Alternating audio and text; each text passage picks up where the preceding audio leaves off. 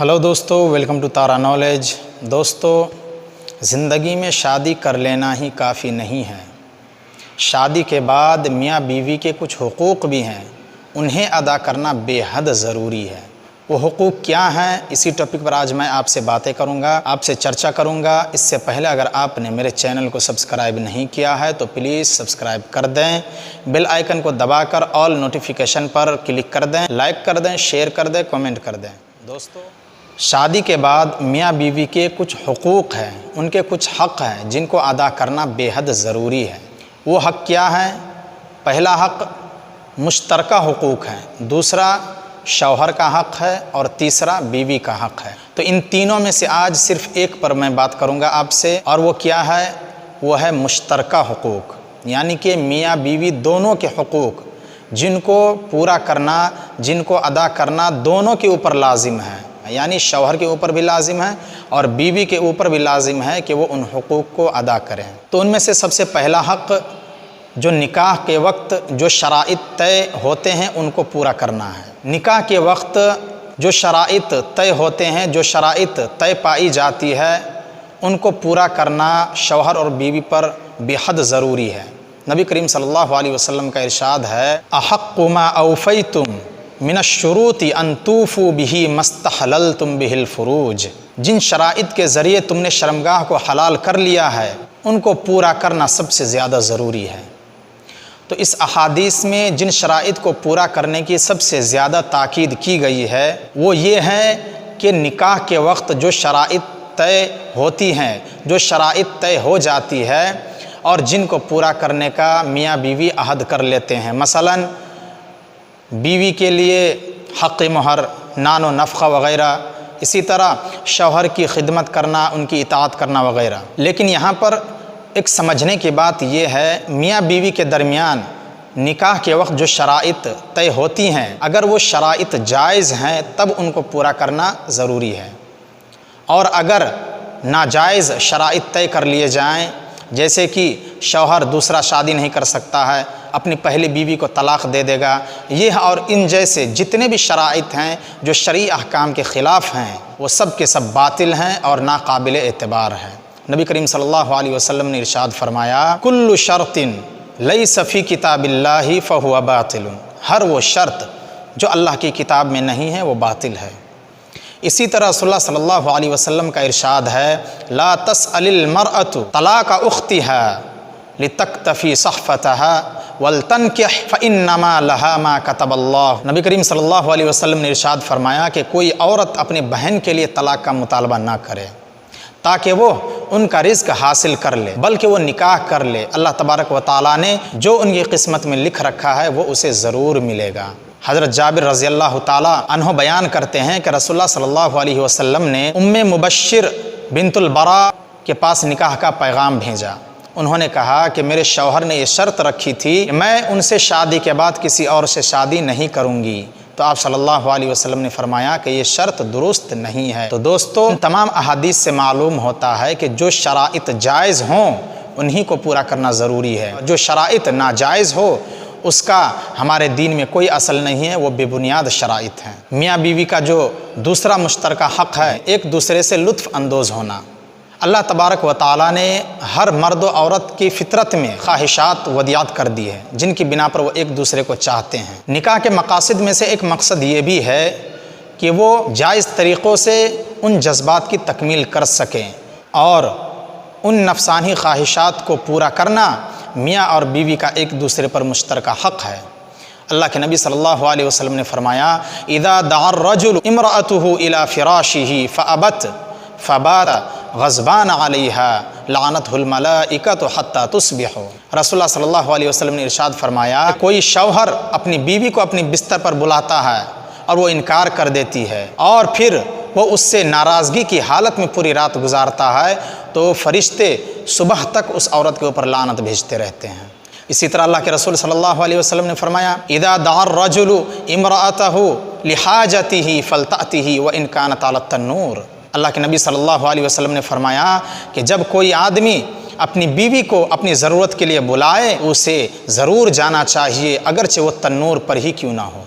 हज़रत जुहैफ़ा रज़ी अल्लाह ताला عنہ بیان کرتے ہیں کہ رسول اللہ صلی اللہ علیہ وسلم حضرت سلمان اور حضرت ابو الدرداء رضی اللہ تعالی عنہما کے درمیان بھائی چارہ فرمایا۔ تو حضرت سلمان رضی اللہ عنہ کچھ عرصہ کے بعد حضرت ابو الدرداء سے ملنے کے لیے گئے تو انہوں نے دیکھا کہ ام الدرداء پھٹے پرانے لباس میں ملبوس ہے اور اس نے کسی طرح کی کوئی بناؤ سنگار نہیں کیا ہے۔ حضرت سلمان نے اس کی وجہ پوچھا تو انہوں نے کہا کہ آپ کا بھائی ابو الدرداء دنیا سے بے نیاز ہو چکا ہے۔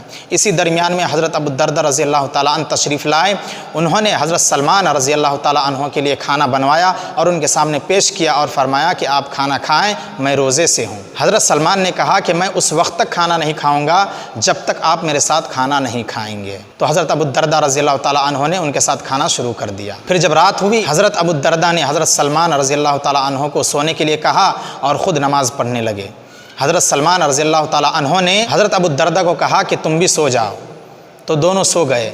جب رات کا آخری حصہ شروع ہوا تو حضرت سلمان نے ان کو جگایا اور کہا کہ اب نماز پڑھ لو، کیونکہ تمہارے اوپر تمہارے رب کا بھی حق ہے، تمہارے جان کا بھی حق ہے اور تمہارے گھر والوں کا بھی حق ہے، لہٰذا تم ان تمام حقوق کو پورا کرو۔ اس کے بعد حضرت سلمان رضی اللہ تعالیٰ عنہ نبی کریم صلی اللہ علیہ وسلم کی خدمت میں آئے اور آپ صلی اللہ علیہ وسلم کو سارا قصہ سنایا تو آپ صلی اللہ علیہ وسلم نے فرمایا کہ حضرت سلمان رضی اللہ تعالیٰ عنہ نے سچ کہا۔ دوستو، ان حدیث سے معلوم ہوتا ہے کہ شوہر کا بیوی پر کچھ حق ہے اور بیوی کا شوہر پر کچھ حق ہے، اور یہ بھی حق ہے کہ وہ ایک دوسرے سے لطف اندوز ہو اور اپنی نفسانی خواہشات کو ایک دوسرے کے ساتھ پورا کریں۔ تیسرا جو مشترکہ حق ہے وہ ازدواجی تعلقات اور رازداری ہے۔ میاں بیوی کے درمیان ازدواجی تعلقات کو راز رکھنا چاہیے، ایک دوسرے کے راز کو ظاہر نہیں کرنا چاہیے۔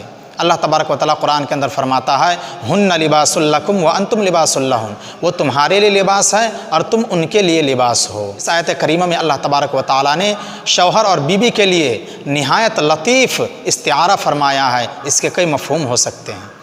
ایک مفہوم یہ ہے کہ جس طرح کپڑا اور جسم کے درمیان کوئی چیز حائل نہیں ہوتی، اسی طرح میاں اور بیوی کا ایک دوسرے کے ساتھ تعلق ہوتا ہے۔ دوسرا مفہوم یہ ہے کہ میاں بیوی ایک دوسرے کے رازدار اور رازدان ہیں۔ تیسرا مفہوم یہ ہے میاں اور بیوی ایک دوسرے کے عزت کے شریک ہیں۔ چوتھا مفہوم یہ ہے کہ میاں بیوی ایک دوسرے کے پردہ پوش ہیں۔ یاد رہے، میاں بیوی کے درمیان جو راز ہے ان کو ظاہر کرنا حرام ہے۔ رسول اللہ صلی اللہ علیہ وسلم نے ارشاد فرمایا ان من اشر الناس عند اللہ منزلۃ یوم القیامہ الرجل یقضی الی امرأته وتقضی الیہ ثم ینشر سرها۔ قیامت کے دن اللہ تبارک و تعالیٰ کے نزدیک سب سے برے مرتبہ والا انسان وہ ہوگا جو اپنی بیوی سے لطف اندوز ہوا اور وہ ان سے لطف اندوز ہوئی، پھر اس نے اپنی بیوی کے راز کو ظاہر کر دیا۔ ایسا شخص قیامت کے دن اللہ تبارک و تعالیٰ کے نزدیک سب سے برا مرتبہ والا ہے۔ دوستو، ہمارے سماج میں دیکھا جاتا ہے کچھ ناسمجھ شوہر اپنی بیوی کے راز کو، اپنی بیوی کے بارے میں دوسرے کو، اپنے دوست کو بتانے لگتے ہیں۔ میں ایسے لوگوں سے کہنا چاہوں گا کہ اگر آپ ایسا کام کرتے ہیں، اپنی بیوی کے راز کو دوسروں کے پاس بیان کرتے ہیں، اپنی بیوی کی بات دوسروں کے پاس کرتے ہیں، تو قیامت کے دن آپ اللہ تبارک و تعالیٰ کے نزدیک سب سے برے مرتبہ والا انسان ہیں۔ ان سے بچنا بے حد ضروری ہے۔ حضرت اسماء بنت یزید رضی اللہ تعالیٰ عنہما کہتی ہیں کہ وہ اور کچھ عورتیں اور کچھ مرد نبی کریم صلی اللہ علیہ وسلم کے پاس بیٹھے ہوئے تھے۔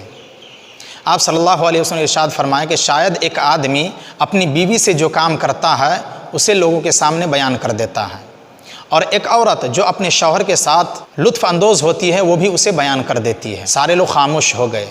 حضرت اسماء رضی اللہ تعالیٰ عنہ کہتی ہیں کہ میں نے کہا ہاں اللہ کی قسم ہے اللہ کے رسول، یہ لوگ ایسا ہی کرتے ہیں۔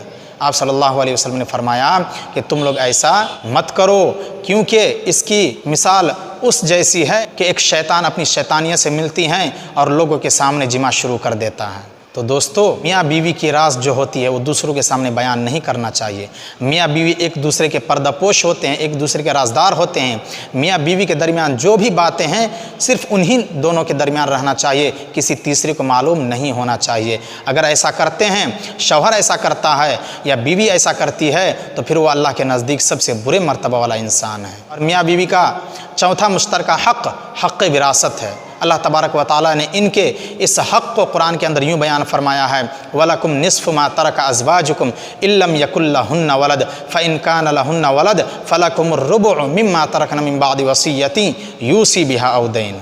اگر تمہاری بیویوں کی اولاد نہ ہو تو ان کے لیے ان کے ترکہ میں سے آدھا حصہ ہے، نصف حصہ ہے، اور اگر تمہاری بیویوں کی اولاد ہیں تو پھر ان کے لیے چوتھا حصہ ہے، اور ترکہ کی تقسیم وصیت کی تکمیل اور ان کے قرض کی ادائیگی کے بعد شروع کی جائے گی۔